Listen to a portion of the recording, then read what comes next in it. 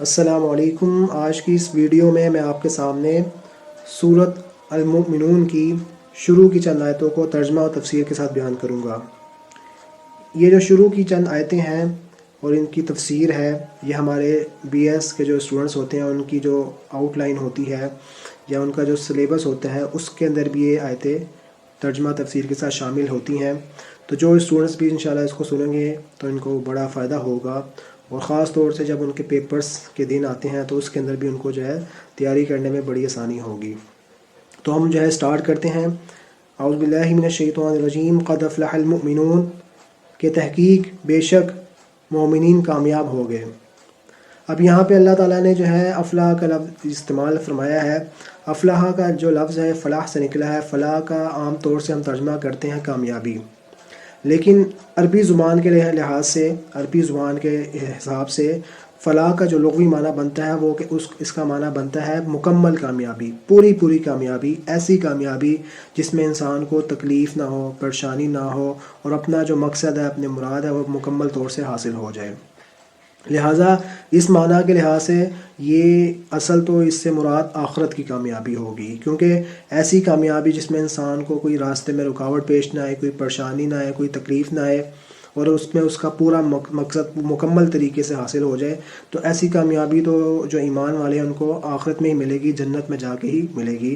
لہٰذا اس سے بات ثابت ہوئی کہ اگر کسی مومن پر، ایمان والے پر دنیا میں کوئی تکلیف پریشانی آ جاتی ہے تو اس کو اس سے گھبرانا نہیں چاہیے، کیونکہ انبیاء کے اوپر بھی جو ہے پریشانیاں آئی ہیں، تکالیف آئی ہیں۔ لہٰذا جب انبیاء علیہ السلام پر جو ہے تکالیف و پریشانی آئی ہیں تو عام بندوں پر بھی آ سکتی ہیں۔ لہٰذا اس لیے یہاں پہ فلاح کا معنی مفسرین نے کیا کیا ہے کہ عام مکمل کامیابی، اور اس کامیابی سے مراد انہوں نے عمومی طور پہ کون سا معنی مراد لیا ہے؟ آخرت کی کامیابی۔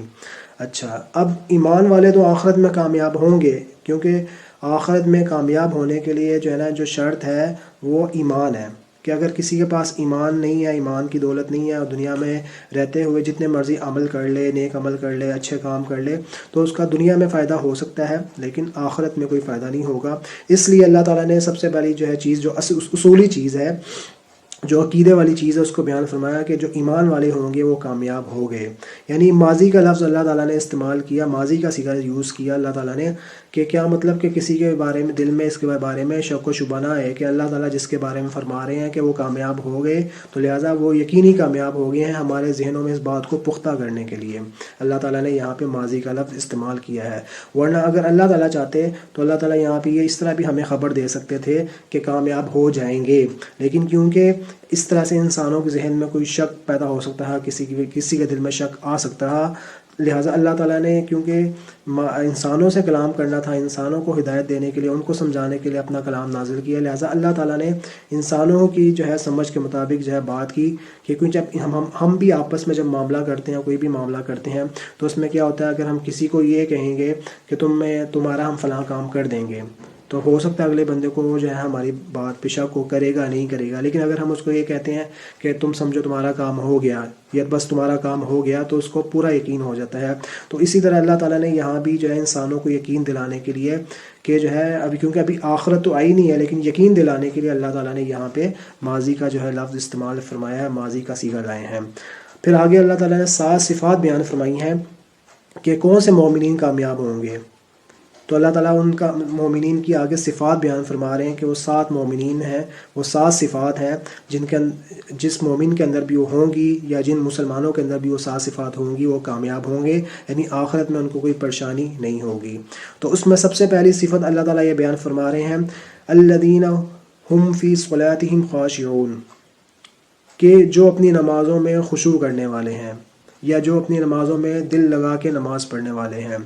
خشوع عربی زبان کا لفظ خشع سے نکلا ہے، اور اس کا تعلق مفسرین نے کہا ہے کہ یہ انسان کے قلب کے ساتھ ہے، یعنی انسان جب نماز پڑھے تو اس میں پورا دھیان لگا کے اور پورا جو ہے اس کو دل جمی کے ساتھ اللہ کے دھیان کے ساتھ نماز پڑھے۔ یہ اس آیت کا مفہوم ہے کہ مومنین کی جو کامیاب ہونے والے ہوں گے آخرت میں، ان کی پہلی صفت کیا ہے کہ ان کے اندر یہ صفت ہونی چاہیے، الذین هم فی صلاتہم خاشعون، کہ جو اپنی نمازوں میں جو ہے دل لگا کے نماز پڑھنے والے ہیں، کیونکہ جو نماز انسان دل لگا کے پڑھتا ہے وہی اصل نماز ہے، وہی، کیونکہ دل لگا کے نماز پڑھنا، دھیان سے نماز پڑھنا، یہ نماز نماز کی جان ہے. اس کے بغیر نماز ہو تو جاتی ہے لیکن جو ہے کامل نماز وہی ہوتی ہے جو انسان اللہ کے دھیان کے ساتھ پڑھے. اور اس کا طریقہ جو ہے نا علماء نے یہ بتایا ہے کہ انسان جو بھی نماز پڑھے اس میں یہ خیال کر کے نماز پڑھے کہ یہ میری زندگی کی آخری نماز ہوگی. تو اس طرح سے انسان کا جو ہے دل نماز میں لگ جائے گا. اس کے بعد اللہ تعالیٰ دوسری صفت بیان فرما رہے ہیں والذین هم عن اللغو معرضون، کہ جو کامیاب ہونے والے مومنین ہوں گے ان کی دوسری صفت یہ ہے کہ وہ لغو سے اعراض کرنے والے ہیں. لغو کسے کہتے ہیں؟ لغو کہتے ہیں ایسی چیز کو یا ایسی بات کو جس کا نہ دنیا کا فائدہ ہو نہ آخرت کا فائدہ ہو. تو جو ایمان والے ہوتے ہیں وہ کیا کرتے ہیں؟ ایسے کاموں سے بھی بچتے ہیں جس کا نہ دنیا میں فائدہ ہو نہ آخرت میں فائدہ ہو، اور ایسی باتوں سے بھی بچتے ہیں جس کا نہ دنیا میں فائدہ ہو اور نہ آخرت میں فائدہ ہو. اور بعض مفسرین نے یہاں پہ لغو سے مراد جو ہے نا وہ اللہ تعالیٰ کی جو حرام کردہ چیزیں ہیں جو ہے وہ اس طرح جو مکروہات ہیں ان سب کو مراد لیا ہے کہ جو حرام سے بچنے والے ہیں اور جو ہے مکروہ چیزوں سے بچنے والے ہیں. اس کے بعد اللہ تعالیٰ تیسری صفت بیان فرماتے ہیں والذین هم للزکاة فاعلون، کہ جو نفس کو پاک کرنے کے لیے اس جو ہے کوشش کرنے والے ہیں، صحیح کرنے والے ہیں، یا جو زکوٰۃ ادا کرنے والے ہیں. کیونکہ یہاں پہ للزکاة سے مراد بعض مفسرین نے جو اصطلاحی زکوٰۃ ہے جو اسلام کا رکن ہے، جو ہر جو ہے مالدار پر جو ایک شرعی مقدار میں جو ہے یعنی اس کا نصاب کا مالک ہو اور اس پر سال گزر جائے اور 52.5 تولہ جو ہے نا وہ چاندی یا 7.5 تولہ سونا یا اس کے برابر کی اس کی مالیت کے برابر اس کے بعد قیمت وغیرہ ہو تو اس کے اوپر جو ہے نا وہ اس مال کا 40واں حصہ نکالنا فرض ہوتا ہے. اس کو اصطلاحی طور پہ زکوٰۃ کہتے ہیں. تو بعض مفسرین نے یہاں پہ زکوٰۃ کے اصطلاحی معنی بھی لیے ہیں، بعض مفسرین نے یہاں پہ زکوٰۃ کے لغوی معنی مراد لیے ہیں کہ جو اپنے نفس کو جو ہے نا پاک کرنے کی کوشش کرتے ہیں. کس چیز سے؟ حسد سے، کینہ سے، بغض سے، عداوت سے، اس طرح جو انسان کے اندر جو برائیاں ہوتی ہیں ان سے، برے اخلاق سے، جو ان چیزوں سے اپنے آپ کو پاک کرنے کی کوشش کرتے ہیں. یعنی مومنین کے اندر جو کامیاب ہونے والے مومنین ہیں ان کی یہ صفت ہوتی ہے کہ اپنے آپ کو برائیوں سے جو ہے بچانے کی کوشش کرتے ہیں، اپنے آپ کو برائیوں سے نکالنے کی کیا کرتے ہیں؟ کوشش کرتے ہیں. اس کے بعد اللہ تعالیٰ ایک اگلی صفت کیا بیان فرما رہے ہیں والذین هم لفروجہم حافظون، کہ کامیاب ہونے والوں جو مومنین ہیں ان کی ایک اور صفت کیا ہے کہ جو اپنی شرمگاہوں کی حفاظت کرنے والے ہیں. الا علی ازواجہم، سوائے اپنی بیویوں کے، او ما ملکت ایمانہم، یا اپنی باندیوں کے جو شرعی قاعدے کے مطابق ان کی باندیاں ہوں. فانہم غیر ملومین، تو ان کو جو ہے نا اس پر جو ہے کوئی ملامت نہیں کی جائے گی، ان کو برا نہیں کہا جائے گا. تو پتہ لگا کہ انسان کے اندر اللہ تعالیٰ نے جو ایک خواہش رکھی ہے تو اللہ تعالیٰ نے اس کو پورا کرنے کا حلال طریقہ بھی بتا دیا ہے. یا تو نکاح کر کے انسان اس خواہش کو پورا کرے حلال طریقے سے، یا جو ہے پہلے زمانوں میں جیسے باندیاں ہوتی تھیں تو آج کل تو نہیں ہے، تو یا اس طریقے سے جو ہے پورا کرے. آگے اللہ تعالیٰ فرماتے ہیں فَمَنِ ابْتَغَىٰ وَرَاءَ ذَٰلِكَ، کہ جو اس کے علاوہ کوئی اور رستہ تلاش کرے گا، فَأُولَٰئِكَ هُمُ الْعَادُونَ، تو یہی لوگ حد سے تجاوز کرنے والے ہیں. کیا مطلب؟ کہ اپنی بیوی کو یعنی نکاح کے رستے کو چھوڑ کے کوئی حرام رستہ تلاش کرتا ہے، یا باندی جس دور میں باندیاں ہوتی ہیں اس دور میں اگر کسی نکاح نہیں ہوا تھا تو باندی کے ذریعے سے اپنی خواہش کو پورا کرتا ہے. لیکن آج کے دور میں نہیں ہے تو باندی کے علاوہ کوئی اور طریقہ تلاش کرتا ہے. یعنی حرام کام مراد ہے کہ حرام طریقے سے اپنی خواہش کو پورا کرتا ہے. تو اللہ تعالیٰ فرماتے ہیں فَأُولَٰئِكَ هُمُ الْعَادُونَ، کہ یہی لوگ حد سے کیا ہیں؟ تجاوز کرنے والے ہیں. یعنی اللہ تعالیٰ کی حدود سے جو ہے آگے نکلنے والے ہیں. جو اللہ تعالیٰ نے انسانوں پر حدود لگائی ہیں، پابندیاں لگائی ہیں. تو اس کے اندر مفسرین یعنی کہ یہ فَمَنِ ابْتَغَىٰ وَرَاءَ ذَٰلِكَ کے اندر جو ہے نا وہ یعنی کہ ہاتھ کے ذریعے سے اپنی خواہش کو پورا کرنا، چاہے وہ مرد ہو چاہے عورت ہو، وہ بھی مفسرین نے کہا وہ اس کے اندر آ جاتا ہے، اس لیے وہ بھی کیا ہے؟ حرام ہے. اس کے بعد اللہ تعالیٰ کامیاب مومنین کی اگلی صفت یہ بیان فرما رہے ہیں والذین هم لأماناتہم وعہدہم راعون، کہ جو امانتوں کا جو ہے خیال کرنے والے ہیں. امانت کا ایک معنی تو وہی ہے، مفہوم وہی ہے جو عام ہے کہ ہم عام طور سے یعنی کہ امانت کسے کہتے ہیں کہ ہم کسی کے پاس کچھ پیسے رکھوا دیں، کوئی چیز رکھوا دیں تو ہم اس کو امانت کہتے ہیں کہ ہماری چیز فلاں کے پاس امانت ہے. کیا مطلب؟ کہ اس کے ذمے ہے جس کے پاس ہم نے امانت رکھوائی ہے کہ ہماری اس چیز کی حفاظت کرے، اور جب ہم اس سے مانگے تو ہمیں وہ جو ہے اس چیز کو صحیح سلامت واپس کر دیں. تو یہ والا امانت والا مفہوم بھی یہاں مراد ہے.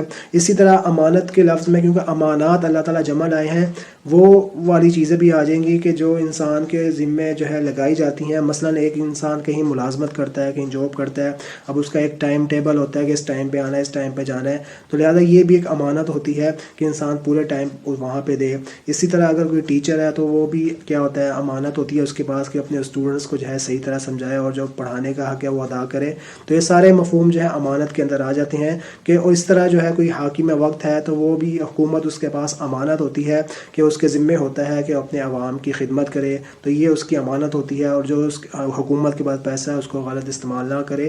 تو امانات اللہ تعالیٰ یہاں پہ جمع کا لفظ لائے ہیں, تو یہاں پہ اس لیے امانات کے اندر جو ہے ساری چیزیں شامل ہو جاتی ہیں.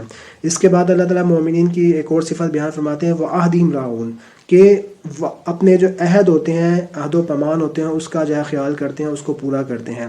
اب عہد کے لفظ کے اندر ایک وہ معاملات بھی آ جائیں گے جس میں دو طرف سے جو ہے دو لوگوں کے آپس میں کوئی معاملہ ہوا اور ان پر ان کی یعنی کسی بات پہ اتفاق ہو گیا, وہ بھی اس کے اندر آ جائے گا.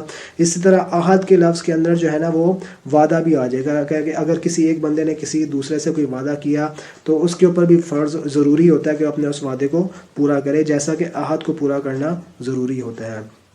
اس کے بعد آخر میں اللہ تعالیٰ آخری صفت کامیاب ہونے والے مومنین کی کیا بیان فرما رہے ہیں, وَالَّذِينَ ہم علی صلواتہم یحافظون, کہ جو اپنی نمازوں کی جو ہے حفاظت کرنے والے ہوتے ہیں. کیا مطلب کہ ان کو جو ہے ان کے ٹائم پر ادا کرنے والے ہوتے ہیں. تو یہاں پہ اللہ تعالیٰ جو ہے نا وہ صلوات جمع کا لفظ لائے ہیں, تو اس سے پتہ لگا کہ یہاں پہ پانچوں نمازیں اس سے مراد ہیں. جو پانچوں نمازوں کو ادا کرنے والے ہیں, ان کے صحیح وقت پر ادا کرنے والے ہیں. تو اللہ تعالیٰ فرما رہے ہیں یہ بھی کیا ہے, مومنین, کامیاب ہونے والے مومنین جو ہے ان کی صفت ہے. تو شروع میں بھی اللہ تعالیٰ نے جب یہ 7 صفات بیان فرمانا شروع کی اس آیتوں کے شروع میں, تو وہاں بھی اللہ تعالیٰ نے نماز سے ابتدا کی ہے اور آخر بھی جو ہے نا صفات کا نماز پہ کیا ہے. تو پتہ لگا کہ اس سے اشارہ ملتا ہے ہمیں کہ جو بندہ نمازوں کو ان کے ٹائم پہ وقت کے خیال کے ساتھ, پابندی کے ساتھ, ان کی سنت, واجبات, فرائض کے ساتھ ادا کرنے کا اہتمام کرے گا, تو اس کے اندر یہ آٹومیٹکلی جو ہے نا یہ ساری صفات آ جائیں گی. تو اللہ تعالیٰ فرما رہے ہیں کہ مومنین کامیاب ہو گئے. پھر جن مومنین کامیاب ہونے والے ان کی صفات کیا ہونی چاہیے, یہ 7 صفات ہونی چاہیے. تو اللہ تعالیٰ فرما رہے ہیں کہ پھر ان کو کیا ملے گا اس پر, کہ ان الذین یرثون الفردوس ہم فیہا خالدون, کہ اولئک ہم الوارثون, کہ یہی وہ لوگ ہیں جو وارث ہیں کس چیز کے, الذین یرثون الفردوس, کہ جو یعنی جو فردوس ہے, سب سے اونچی جنت ہے, اس کے جو ہے وارث ہوں گے. تو اللہ تعالیٰ فرما رہے ہیں ہم فیہا خالدون, کہ وہ اس میں جو کیا رہیں گے, ہمیشہ رہیں گے. یہاں پہ اللہ تعالیٰ نے یعنی وراثت والا لفظ یوز کیا ہے. تو اس سے پتہ لگتا ہے کہ جو جنت میں چلا جائے گا پھر اس کے بعد جنت سے دوبارہ وہ جو ہے واپس نہیں نکلے گا, کیونکہ وراثت کا جو حق ہوتا ہے وہ جب انسان کو مل جاتا ہے پھر وہ جو ہے نا اسی کا ہوتا ہے, کوئی وہ جو ہے نا اس سے واپس نہیں لے سکتا. اسی طرح یعنی اس سے بات سے ہمیں اشارہ مل رہا ہے, اللہ تعالیٰ ہمیں بیان فرما رہے ہیں کہ جو جنت میں چلا جائے گا پھر اس سے کوئی جنت جو ہے نا اس سے واپس نہیں لی جائے گی, نہ اس کو جو ہے جنت سے نکالا جائے گا. تو یہ 7 صفات ہیں. اللہ تعالیٰ فرما رہے ہیں کہ یہ جس مومنین کے اندر ہوں گی اللہ تعالیٰ اس کو جو ہے جنت جو ہے اس کا وارث بنائیں گے. اللہ تعالیٰ ہم سب کو جو ہے اپنے عمل میں جو ہے ان 7 صفات کو لانے کی توفیق دے. تو آخر میں آپ کے سامنے خلاصہ پیش کر دیتا ہوں کہ کون سی 7 صفات ہیں جن کے بارے میں اللہ تعالیٰ نے فرمایا ہے کہ یہ مومنین کے اندر ہوں گی تو وہ جنت کے وارث ہوں گے. پہلی صفت یہ ہے کہ وہ نمازوں کو دل لگا کے پڑھنے والے ہیں. دوسری صفت یہ ہے کہ جو فضول کاموں سے, فضول باتوں سے, حرام کاموں سے اپنے آپ کو بچانے والے ہیں. تیسری صفت یہ ہے کہ جو فرض زکوٰۃ ہوتی ہے, جن پر فرض ہوتی ہے, اس کو ادا کرتے ہیں. یہ اپنا تزکیہ نفوس کرتے ہیں, اپنے آپ کو برائیوں سے, برے اخلاق وغیرہ سے, بری عادات سے اپنے آپ کو بچانے کی اور پاک کرنے کی کوشش کرتے ہیں. تیسری صفت بیان فرمائی کہ جو اپنی شرمگاہوں کی حفاظت کرتے ہیں, یعنی ان کو صرف حلال میں استعمال کرتے ہیں, حلال میں یوز کرتے ہیں, حرام میں استعمال نہیں کرتے. اور اس کے بعد 5ویں صفت یہ بیان فرمائی کہ جو امانتوں کا خیال کرنے والے ہوتے ہیں. اور 6ٹھی صفت یہ بیان فرمائی کہ جو عہد کا, وعدوں کا خیال کرتے ہیں, ان کو پورا کرتے ہیں. اور 8ویں صفت یہ بیان فرمائی, 7ویں صفت یہ بیان فرمائی کہ جو ہے نمازوں کا جو ہے کی حفاظت کرنے والے ہوتے ہیں, ان کو ان کے صحیح ٹائم پر ادا کرنے والے ہوتے ہیں. اللہ تعالیٰ اس بات کو کہنے سننے کو قبول فرمائے. السلام علیکم ورحمۃ اللہ وبرکاتہ.